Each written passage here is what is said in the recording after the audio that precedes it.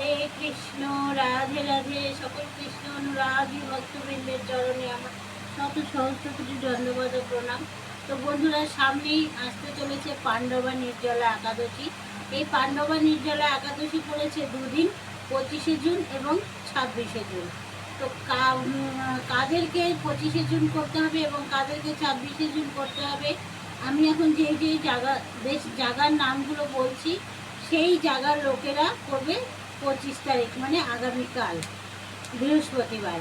হচ্ছে চেন্নাই, কলম্বো, নাগপুর, হায়দ্রাবাদ, ব্যাঙ্গালোর, ত্রিবান্দ্রম, মুম্বাই এবং আহমেদাবাদ, এই সব জায়গার লোকেরা পাণ্ডবা নির্জলা একাদশী ব্রত পালন করবে 25শে জুন। আর অন্যান্য এই জায়গার লোক, এই সমস্ত জায়গায় যেসব লোক বসবাস করে এরা বাদে বাদবাকি স্থানের লোক সকলে 26শে জুন এই একাদশী ব্রত পালন করবে। তো এই একাদশীর মাহাত্ম্য কথাটা এবার আমরা শুনে নিই। এই পাণ্ডবা নির্জলা একাদশীর মাহাত্ম্যটা খুবই গুরুত্বপূর্ণ। আর আমরা তো সকলেই জানি একাদশী ব্রত করতে হলে কি করতে হবে। একাদশীর আগের দিন নিরামিষ খাবো, পারলে ভগবানকে দিয়ে খাবো, কৃষ্ণ প্রসাদ সেবা করব। আর একাদশীর দিন তো নিরামিষ খাবোই। আর তারপরে দ্বাদশীর দিনও আমরা সঠিক সময়ে পালন করে ভগবানকে রুটি সুজি যাই হোক কিছু করে দিয়ে সেটা চিড়া, খই, না পারলে অন্তত সাদা খই একটু দই দিয়ে ভগবানকে ভোগ দিয়ে আমরা সেটা দিয়ে পালন করতে পারি। না পারলেও আমরা জগন্নাথের যে নির্মাল্য আছে অন্নপ্রসাদ শুকনোটা, সেটা দিয়ে আমরা পালন করে নিতে পারি। তো এবারে আমরা পাণ্ডবা নির্জলা একাদশীর মাহাত্ম্যটা শ্রবণ করি। এই একাদশীটা পালন করেছিলেন ভীমসেন, সেই জন্য এই একাদশীকে কিন্তু ভীমসেনী একাদশীও বলা যায়। জ্যৈষ্ঠ মাসের শুক্লপক্ষের এই নির্জলা একাদশী ব্রত সম্পর্কে ব্রহ্মবৈবর্ত পুরাণে শ্রী ভীমসেন ব্যাস সংবাদে বর্ণিত হয়েছে। মহারাজ যুধিষ্ঠির বলেন, হে জনার্দন, আমি অপরা একাদশীর মাহাত্ম্য শ্রবণ করলাম। এখন জ্যৈষ্ঠ মাসের শুক্লপক্ষের একাদশীর নাম কি এবং এই মাহাত্ম্য কৃপাপূর্বক আমার কাছে বর্ণনা করুন। যুধিষ্ঠির মহারাজ কাকে জিজ্ঞাসা করছে? ভগবান শ্রীকৃষ্ণকে। প্রত্যেকটা একাদশী কিন্তু যুধিষ্ঠির মহারাজকে ভগবান শ্রীকৃষ্ণ এই মাহাত্ম্যগুলো শ্রবণ করাচ্ছেন। শ্রীকৃষ্ণ বলেন, এই একাদশীর কথা মহর্ষি ব্যাসদেব বর্ণনা করবেন, কেননা তিনি সর্বশাস্ত্রের অর্থ ও তত্ত্ব পূর্ণরূপে জানেন। রাজা যুধিষ্ঠির ব্যাসদেবকে বললেন, হে মহর্ষি দ্বৈপায়ন, আমি মানুষের লৌকিক ধর্ম এবং জ্ঞানকাণ্ডের বিষয়ে অনেক শ্রবণ করেছি। আপনি যথাযথভাবে ভক্তি বিষয় নিয়ে কিছু ধর্মকথা এখন আমায় বর্ণনা করুন। শ্রী ব্যাসদেব বললেন, হে মহারাজ, তুমি যেসব ধর্মকথা শুনেছ, এই কলিযুগের মানুষের পক্ষে সেই সমস্ত পালন করা অত্যন্ত কঠিন, যা সুখে, সামান্য খরচে, অল্প কষ্টে সম্পাদন করা যায়, অথচ মহাফল প্রদান করে এবং সমস্ত শাস্ত্রের স্বরূপ। সেই ধর্মই কলিযুগে মানুষের পক্ষে করা শ্রেয়। সেই ধর্মকথাই এখন আপনার কাছে বলছি। উভয় পক্ষের একাদশীর দিনে ভোজন না করে উপবাস ব্রত করবে।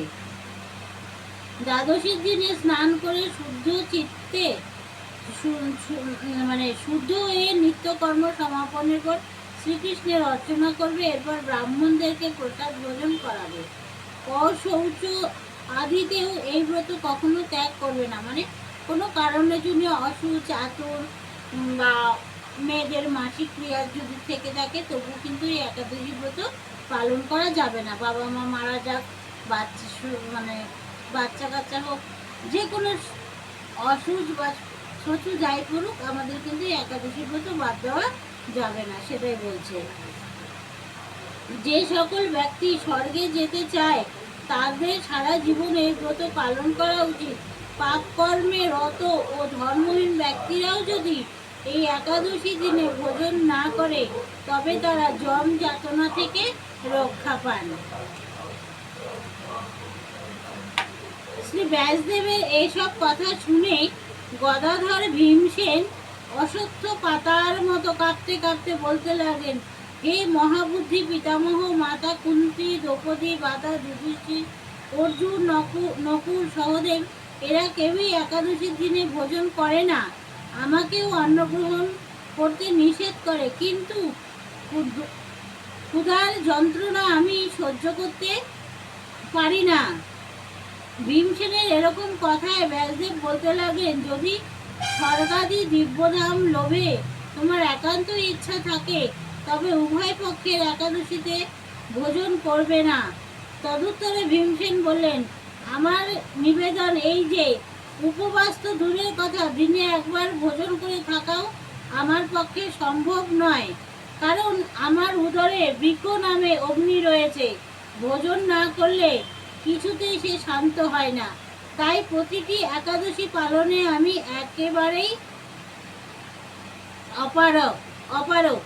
হে মহর্ষি, বছরে একটি মাত্র একাদশী পালন করে যাতে আমি দিব্যধাম লাভ করতে পারি, এরকম কোনো একাদশীর কথা আমাকে নিশ্চয় করে বলুন। তখন ব্যাসদেব বলেন, জ্যৈষ্ঠ মাসের শুক্লপক্ষের একাদশী তিথিতে জলপান পর্যন্ত না করে সম্পূর্ণ উপবাস থাকবে, তবে আচমনে দোষ হবে না। আচমন করা যাবে, কিন্তু জলপান করা যাবে না, নির্জলা একাদশী যাকে বলা যায়। আচমনে দোষ হবে না। ওই দিন অন্নাদি গ্রহণ না করলে ব্রত অন্নাদি গ্রহণ করলে ব্রত ভঙ্গ হয়ে যাবে। ওই দিন যদি অন্ন গ্রহণ করে তাহলে ব্রত ভঙ্গ হয়ে যাবে। একাদশীর দিন সূর্যোদয় থেকে দ্বাদশীর দিন সূর্যাস্ত পর্যন্ত জলপান বর্জন করলে অনায়াসে 12টি একাদশীর ফল লাভ হয়। এ বছরেও অন্যান্য একাদশী পালনে অজান্তে যদিও কখনো ব্রত ভঙ্গ হয়ে যায়, তাহলে এই একটি মাত্র একাদশী পালনে সেই সব দোষ দূর হয়। দ্বাদশীর দিনে ব্রহ্ম মুহূর্তে স্নান আদি কার্য সমাপ্ত করে শ্রীহরির পূজা করবে।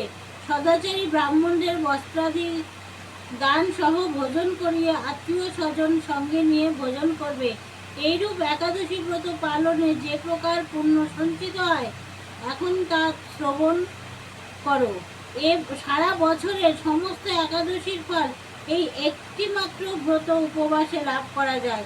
শঙ্খ চক্র গদা পদ্মধারী ভগবান শ্রীকৃষ্ণ আমাকে বলেছেন, বৈদিক ও লৌকিক সমস্ত ধর্ম পরিত্যাগ করে যারা একমাত্র আমার শরণাপন্ন হয়ে এই পাণ্ডবা নির্জলা একাদশী ব্রত পালন করে তারা সর্বপাপ মুক্ত হয়। বিশেষত কলিযুগে ধন সম্পদ দানের মাধ্যমে সদ্গতি বা স্মার্ত সংস্কারের মাধ্যমেও যথার্থ কল্যাণ লাভ হয় না। কলিযুগে দ্রব্য শুদ্ধি নেই। কলিতে শাস্ত্রোক্ত সংস্কার বিশুদ্ধ হয় না, তাই বৈদিক ধর্ম কখনো সুসম্পন্ন হতে পারে না। হে ভীমসেন, তোমাকে বহু কথা বলার আর প্রয়োজন কি? তুমি উভয় পক্ষের একাদশীতে ভোজন করবে না। যদি তাতে অসমর্থ হও, তবে জ্যৈষ্ঠ মাসের শুক্লপক্ষের একাদশীতে অবশ্যই নির্জলা করবে। এই একাদশী ব্রত পালনে ধন ও ধান্য ও পুণ্যদায়িনী ফল পাওয়া যায়। যমদূতগণ এই ব্রত পালনকারীকে মৃত্যুর পর স্পর্শ করতে পারে না। পক্ষান্তরে বিষ্ণুদূতগণ তাকে বিষ্ণু লোকে নিয়ে যান। ভীমসেন ওই দিন নির্জলা থেকে একাদশী পালন করতে থাকাই এই একাদশী পাণ্ডবা নির্জলা বা ভীমসেনী একাদশী নামে প্রসিদ্ধ হয়েছে। এই নির্জলা একাদশীতে পবিত্র তীর্থে স্নান দান জপ কীর্তন ইত্যাদি যা কিছু করবে তা অক্ষয় হয়ে যায়। যে ব্যক্তি ভক্তি সহকারে এই একাদশীর